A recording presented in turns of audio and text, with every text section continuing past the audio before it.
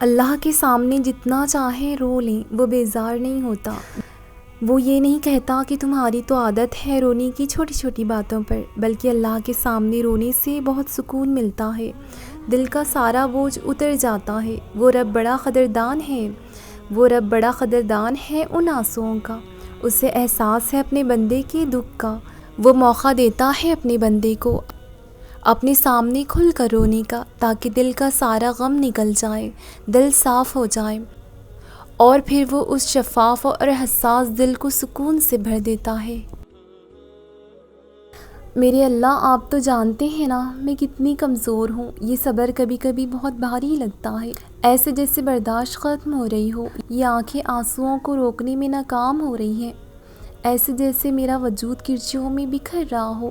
کبھی کبھی امید کھو بیٹھتی ہوں، سب کچھ پاس ہوتے ہوئے بھی خالی پن سا محسوس ہوتا ہے، جیسے کچھ دور ہو رہا ہو۔ میں تھک جاتی ہوں حالات سے لڑتے لڑتے، میں اتنی مضبوط کہاں ہوں جتنی نظر آتی ہوں۔ آپ تو جانتے ہیں نا، آپ تو میرے دل کے حال سے واقف ہیں، میرا خود پر اختیار نہیں۔ آپ تو میرے دل کے حال سے واقف ہیں نا، میرا خود پر اختیار نہیں۔ میں آپ کی محبت کے سہارے ہی تو جی رہی ہوں، آپ ہی تو ہیں تھامنے والے۔ میں جانتی ہوں اور میں جانتی ہوں کہ آپ ہی کی محبت نے جوڑا مجھے، اس وقت بھی جب جڑنے کی کوئی امید نظر نہیں آ رہی تھی، جب لگتا تھا سب بکھر گیا ہے۔ ہر رونق اذیت کا باعث تھی، جب میں ہنسنا بھول گئی تھی، جب صرف آنسو میرا مقدر تھے، جب میں جینے کی ہر خواہش دفن کر چکی تھی، جب میں ہر روز خود کو الفاظوں کی اذیت سے گزارتے دیکھ کر خاموش رہتی، جب میری خوشیاں چھین سی گئی تھیں، جب لوگوں کی ہمدردی صرف درد کی وجہ تھی، جب ساتھ ایک ہجوم ہونے کے باوجود تنہا تھی، تب کون تھا میرا؟ آپ کے سوا کس نے سنبھالا مجھے؟ کس نے اس دلدل سے نکالا مجھے؟ تب صرف آپ نے مجھے اپنی محبت سے سمیٹا، تب آپ نے مجھے یقین دلایا کہ میں تنہا نہیں ہوں، بلکہ تمام طاقتوں کا مالک، کن فیکن کا بادشاہ، ٹوٹے دل کو جوڑنے والا، بکھرے وجود سمیٹنے والا، 70 ماؤں سے بڑھ کر محبت کرنے والا میرا اللہ میرے ساتھ ہے، ہر لمحہ باخبر ہے مجھ سے، جو میرا اگلا پچھلا جاننے کے باوجود بھی مجھے بہت محبت سے سنتا ہے، جو شرک سے زیادہ قریب ہے میرے، جو بن کہے میرا درد جان لیتا ہے۔ میرے پیارے اللہ، آپ ہی میری مسکان کی وجہ ہیں، آپ ہی کے قرب میں میرا سکون چھپا ہے۔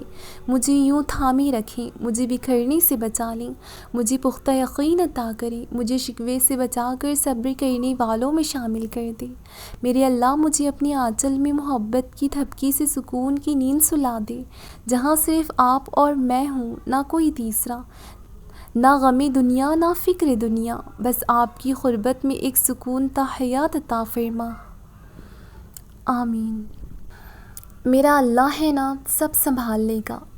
یہ صرف ایک جملہ نہیں ہے، یہ یقین ہے آپ کا اپنے رب پر، اس کی رحمت پر، اس کی آپ سے محبت پر، اس کی مصلحت پر، اس کے فیصلوں پر، اپنی دعاؤں کی قبولیت پر، کن فیکن پر، معجزات ہونے پر، اپنے صبر کے صلے پر، ضبط کے انعامات پر، سجدوں میں بہائے گئے آنسوؤں کے رائگاں نہ ہونے پر، اس کے شرک سے زیادہ قریب ہونے پر، اس بات پر کہ وہ ہر پل ہر لمحے آپ پر نظر رکھے ہوئے ہیں، کچھ نہیں ہے جس سے وہ بے خبر ہو، وہ تو ہر حال سے واقف ہے، ہر وہ بات جو آپ خود سے بھی چھپاتی ہیں، میرا اللہ سب جانتا ہے، وہ راز جو کسی بھی کبھی افشا نہیں ہو سکے، وہ اسے سب معلوم ہے۔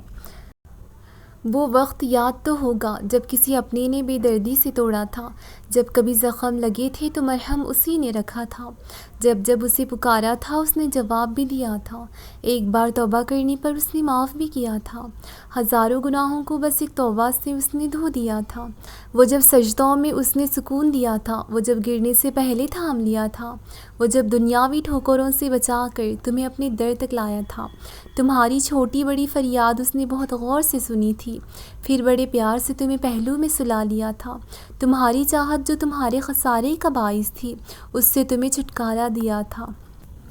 وہ وقت یاد کرو نا کہ جب صرف وہ اور تم ہوتے تھے، گھنٹوں کی ملاقات میں صدیوں کا سکون ہوتا تھا، وہ جسے چاہتا ہے اپنی محبت عطا کرتا ہے، جسے چاہتا ہے اپنے قریب کر لیتا ہے، یہ ذرا سا صبر تمہیں کہاں سے کہاں لے جاتا ہے، یہ توکل تمہیں اس ذات سے ملواتا ہے۔ تو پریشان نہ ہو، وہ تمہارا بھی رب ہے، تمہارے معاملات کیوں نہیں سنوارے گا؟ یہ دعاؤں میں اٹھنے والے ہاتھ آسمان تک فریاد لے جا رہے ہیں، بس توکل رکھو، یہ کن سے فیکن کی لڑی جوڑ دے گی، پھر صدائیں کن کی ہوں گی دو جہانوں میں، اور تم پاؤ گے اور تم پا لو گے وہ کچھ جس کا گمان بھی نہیں کیا ہوگا۔ جیسے ہر مشکل کے بعد آسانی ہے، ویسے ہی بے سکونی کے بعد سکون بھی ہے، جیسے زخم ہے تو مرہم بھی ہے، ویسے ہی دنیاوی ٹھوکروں کے بعد اس کے قریب بھی جانا ہے۔ جب یہ دنیا تمہیں دھکا دے، جب تم اپنے رب کے قریب ہو جاتے ہو، جب دل بے چین ہوتا ہے دنیا کی محبت سے، صرف درد ملتا ہے تو رب بے حد یاد آتا ہے، جب اپنی قسمت سے لڑتے لڑتے تھک جاتے ہو تو پھر تمہیں دعا مانگنے کا خیال آتا ہے، مگر بہت جلد تم مایوس ہو جاتے ہو اس کی رحمت سے۔ نہ جانے تم یقین کی ڈور ہاتھ سے پھسلا کیوں دیتے ہو، جس کا ایک کن تمہیں زندہ رکھنے اور فنا کر دینے کو کافی ہے۔ تمہیں کیوں لگتا ہے وہ تمہارے کاموں کو نہیں سنوارے گا؟ وہ جو عیسیٰ علیہ السلام کا رب ہے، وہ تمہارا بھی تو ہے، وہ جس نے ان کے لیے دہکتی آگ کو ٹھنڈا کر دیا۔ تمہیں کیا لگتا ہے وہ تمہارے اندر لگی آگ کو نہیں بجھا سکتا؟ وہ جو ایک پل تم سے غافل نہیں ہوتا، تمہیں لگتا ہے وہ تمہاری دعائیں قبول نہیں کرے گا؟ وقت صبر، ہمت اور حوصلہ مانگتا ہے، مگر تمہاری بے صبری نے تمہیں ہی بے سکون کر دیا ہے۔ تم اس حد تک مایوس ہو گئے ہو کہ دعا کے لیے ہاتھ اٹھانا ہی چھوڑ دیے ہو۔ وہ جو تمہیں یہاں تک لایا ہے آگے بھی وہی سنبھالے گا۔ وہ رب تم سے بہت محبت کرتا ہے، کیونکہ آزمائش انہی کی طرف رخ کرتی ہے جو اسے محبوب ہوتے ہیں، جنہیں وہ اپنے قریب کرنا چاہتا ہے۔ بلکہ ممکن ہے کہ جس چیز پر تم ہار مان چکے ہو وہی تمہاری تقدیر کا حصہ ہو۔ دعا تو تقدیر کے لکھے پنوں کے فیصلے بدلنے کا اختیار رکھتی ہے۔